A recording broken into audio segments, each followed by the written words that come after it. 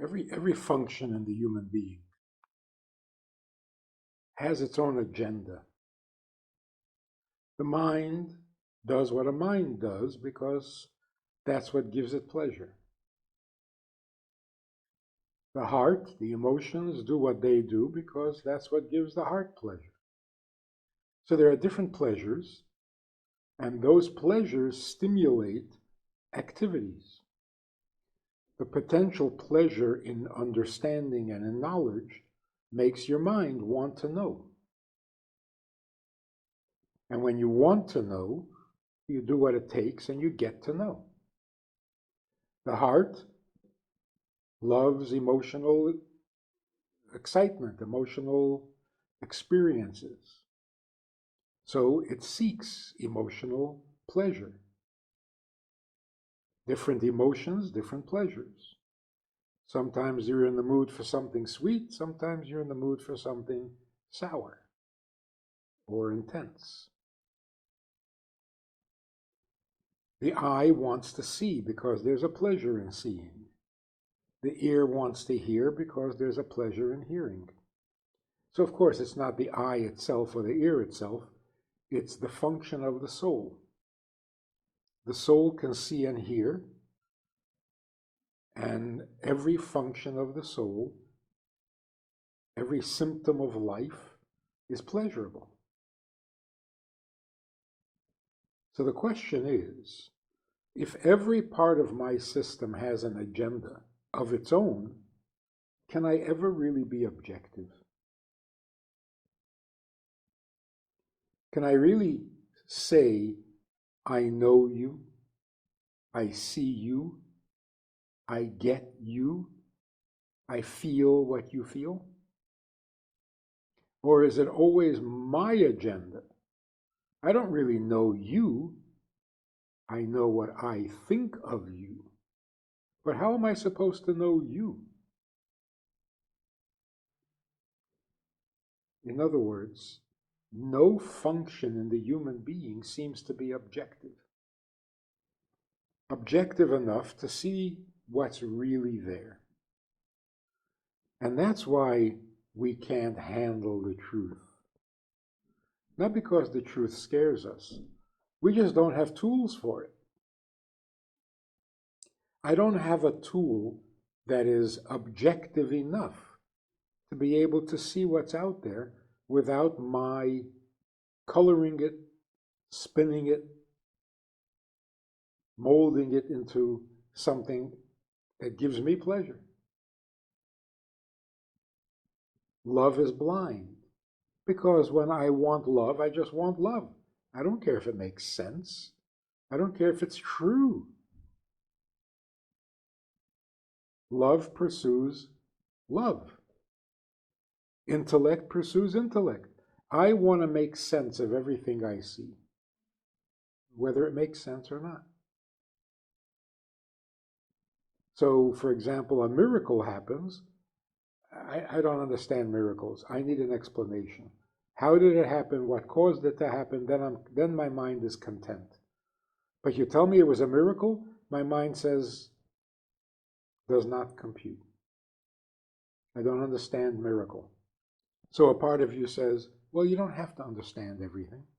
There are some things you don't understand. But if I don't understand it and I don't love it, then what's my interest? Then I don't care.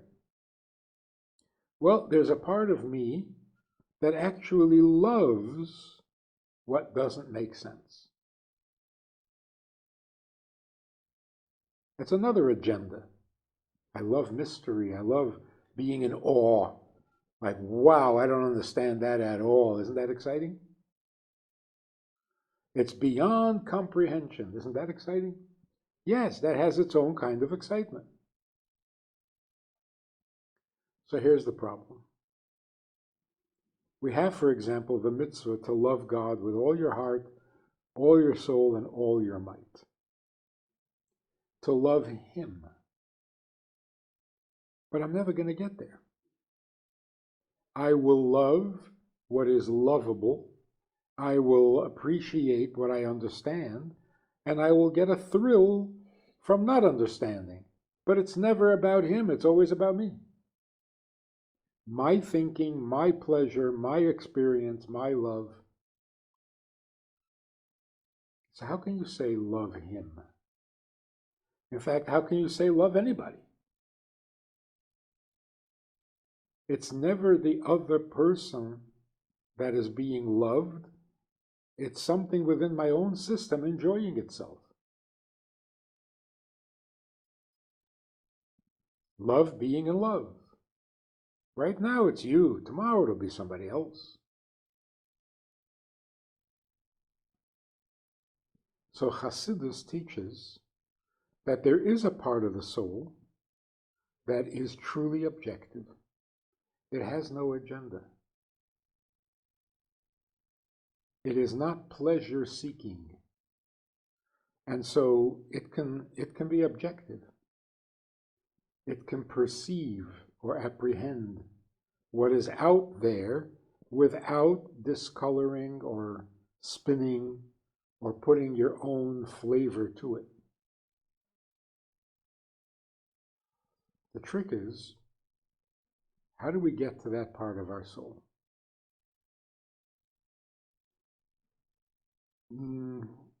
Conventionally, the only time we get access to that part of our soul is under extreme emergencies.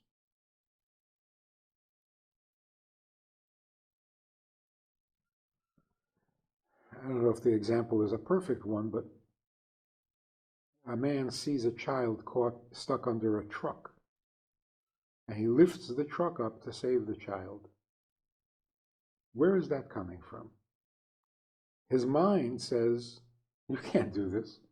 You can't lift trucks. What's wrong with you? What are you thinking? You're not going to lift a truck. But he ignores it. The emergency, the urgency of what needs to get done cancels all the subjective experiences that the person has. I can't, I want to, I won't, it's gone. Those things are gone. The urgency of what needs to happen is so intense that all the subjective experiences, in other words, me, gets canceled. And here's the amazing thing. When I get canceled, I am stronger. I'm capable of things that I would ordinarily be incapable of.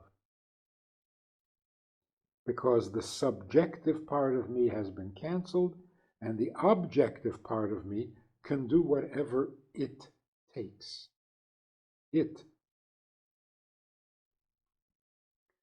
One of the ways of understanding our faith in God is simply to say, there is the subjective me. My experience, my perception, my pleasure. Emotional, mental, whatever. But it's me. That is my daily routine. That's how I function day by day. I gotta be me, as the song goes. So I am me. But then there's a reality much bigger than me. It's out there. I don't usually have access to the world out there. I live in my skin, I live in my abilities, and in my subjective, personal, selfish motivations. But I know there's a big world out there. I can be intimidated by it. I can ignore it, make believe it doesn't exist. But it's out there. Every now and then, we have an experience that puts us right in the path of objective reality. And we can't ignore it. And you can't be overwhelmed by it. You need to do something. And your inner workings, meaning your subjective self, is incapable. You've got to reach beyond yourself. And that is possible, truly possible, because there is a part of our soul that is purely objective. It has no color, it has no agenda. It will not impose itself on the experience. It will allow the reality out there, in other words, the objective truth, to motivate my behavior. When we say faith in God, we don't mean I think there's a God, I want to please him. Faith in God means my ability to step into the objective truth that is much greater, much stronger, and much higher than my subjective experiences. What does that do? Makes me indestructible. You can't intimidate a person who is objective. Intimidation affects only your subjective experience. I don't want to die. Okay, then I got you over a barrel. I'm using your subjective feelings and experiences against you. Knowing how much you don't want to die, knowing how afraid you are of pain, I can manipulate you and get you to do things you don't want to do. I can scare you. But the reason I can scare you is because there are functions within your personality that thrive on experiencing, feeling, tasting, and if you die, you're not going to have any of that. So the subjective you is vulnerable. People who really know how to take advantage of others is because they read people very well. As I get the clearer my picture of you is, your subjective needs or pleasures, the more I can manipulate you. So those master brainwashers or manipulators, and they read people so well, they know exactly what to do to get to your weak spot. But when they run up against a person who is objective, they're lost. They can't do anything. For example, if you don't cooperate, we're going to hurt you. And the person says, I know that, but what you're asking me to do is wrong. It's wrong. Well, if you don't cooperate, we'll have to kill you. I hear that, but wrong is wrong. When a person is focused on an objective truth, you can't scare him. But let's not talk about scare tactics. Let's talk about the nobler, higher, more godly aspect of life. The ability to be objective is almost divine and superhuman. Almost. Because there is a part of me, in my soul, natural, that is capable of absolute objective perception. And when I see the objective perception, nothing will stop me. Because it is what it is. You can't destroy it, so you can't threaten me. How do we get to that? Little steps. How do we train a child? We train a child to move gradually, slowly, painlessly, from the subjective experience to the objective experience. Those who master this art can get past all subjective experience in favor of the objective. There was a chassid of the first Chabad Rebbe, in 1812, back in Russia. He was spying for the Tsar against France, against Napoleon.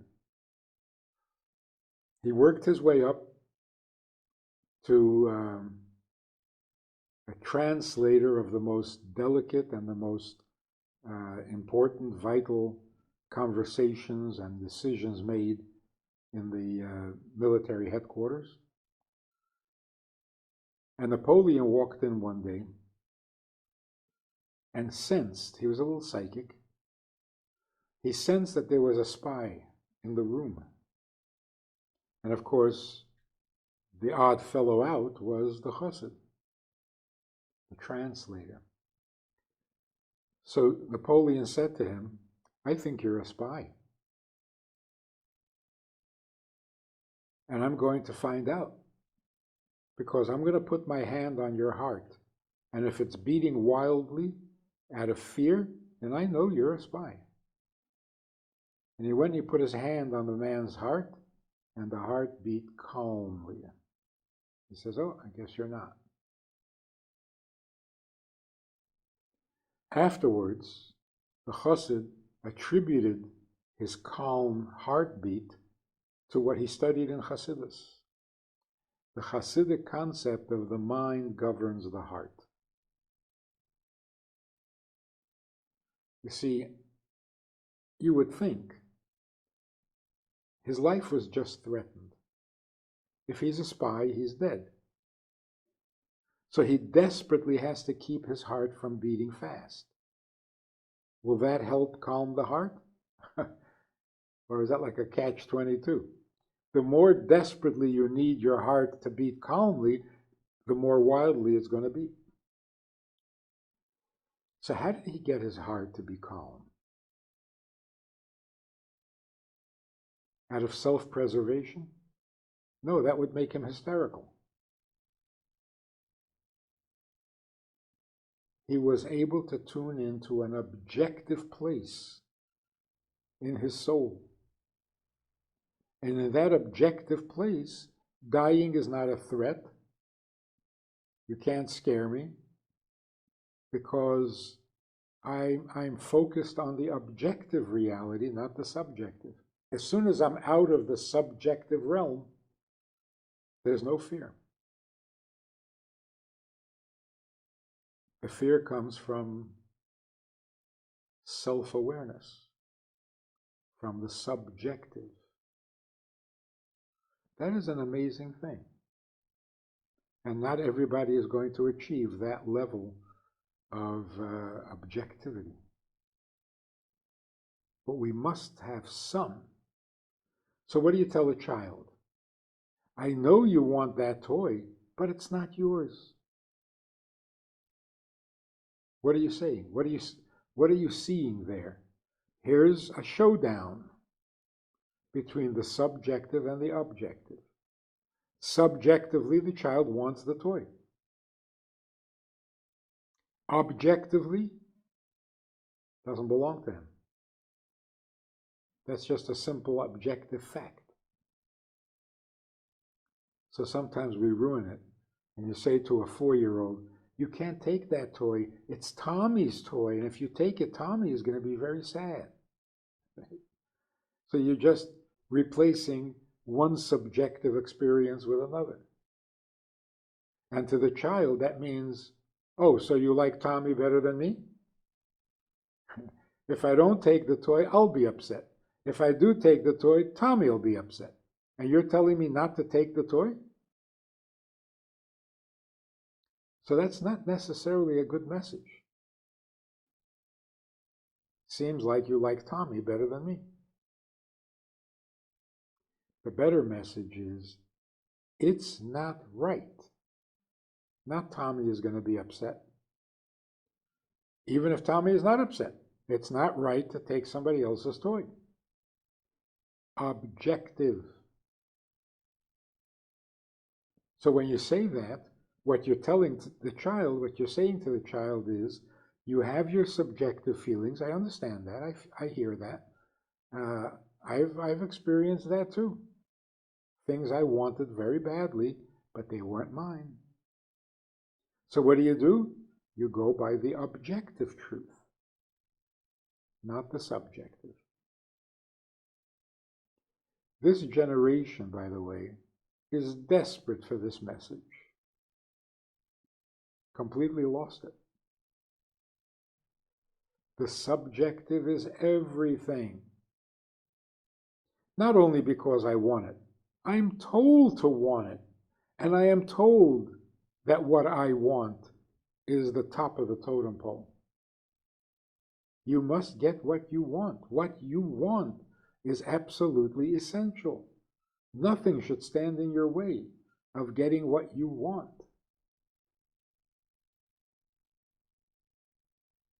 Bad message. And look at the damage. Look at what's going on with people today who cannot seem to get past themselves even in an emergency. So we train ourselves, we train our children in little steps, in little ways. Choose the objective over the subjective. Exercise that muscle until the objective becomes as real, as available, as immediate, as clear as your subjective experiences.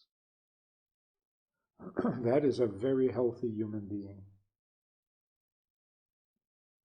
Probably also a very moral human being.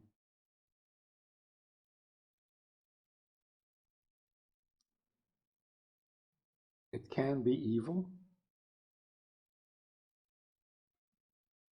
The Nazis at the war trials all used the same excuse: following orders.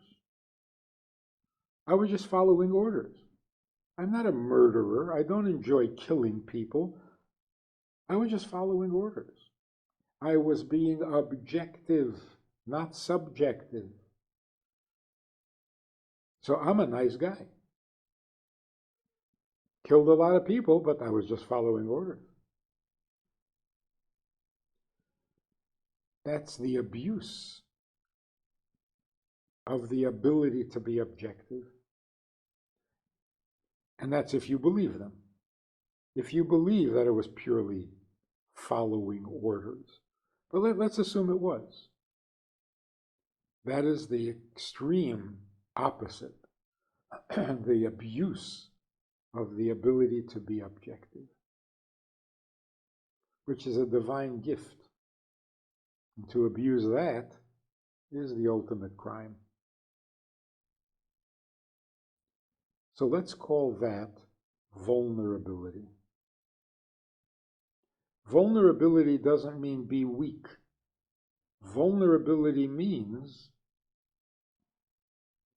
get past your subjective experiences and look at the world through an objective lens. Then you are being vulnerable, but you are being strong. Stronger than your subjective impulses.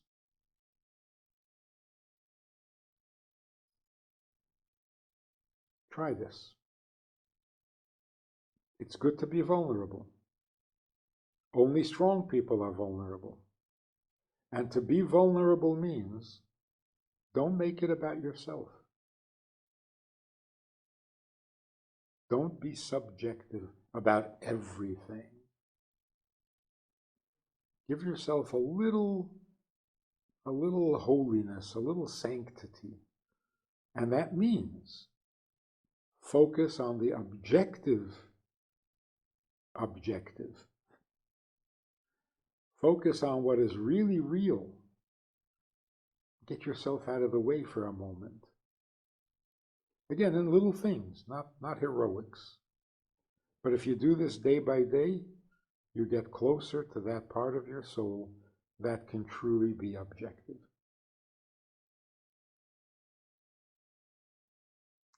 That's how you become a mensch. We have a Sunday night program for VIPs that you might be interested in.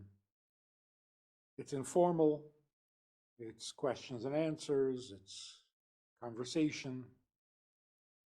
It's really relaxed, it's really pleasant, enjoyable, informative, and kind of community-like. It's a Sunday night program. There's a Wednesday morning program for the VIPs, and there's a Wednesday night program. All of it just conversation, casual, laid back, unscripted. So join us, take a look, click the link below and see which of the three suits you best, and join us for some enjoyable conversation.